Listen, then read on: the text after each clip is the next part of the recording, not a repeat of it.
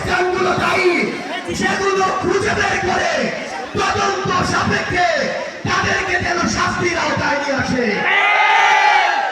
আমরা এই বাংলাদেশে এমন ধ্বংসের পরে আর কোন চুরির খেলা দেখতে চাই না। প্রত্যেক আমাদের আহত ভাই বোন যারা আমরা যাদেরকে হারিয়েছি তাদের পরিবারের পাশে এই সরকারকে নিজের সর্বোচ্চটুকু দিয়ে দাঁড়াতে হবে।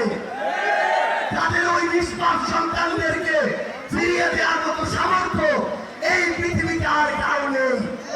কিন্তু এই সরকারকে, এই দেশের বিচার বিভাগকে এই ঘটনার তদন্ত সাপেক্ষে সুষ্ঠু বিচার নিশ্চিত করতে হবে এবং সেই দায়িত্ব এই সরকারকে নিতে হবে।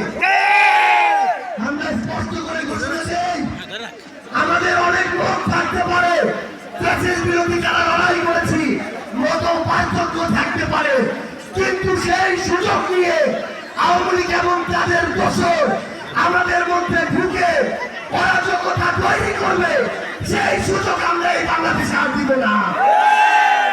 আমাদের মধ্যে রাজনৈতিক আদর্শ ভিন্ন হতে পারে, আমাদের নাম ভিন্ন হতে পারে, আমরা বিএনপি, জামাত, এনসিপি, ইসলামী আন্দোলন বাংলাদেশ, গণ অধিকার পরিষদ এমন বিভিন্ন নামে রাজনৈতিক লড়াই করতে পারি, কিন্তু যদি আওয়ামী লীগ প্রশ্ন আসে তাহলে আমরা ঐক্যবদ্ধভাবে এই সকল সন্ত্রাসীদেরকে প্রতিহত করব।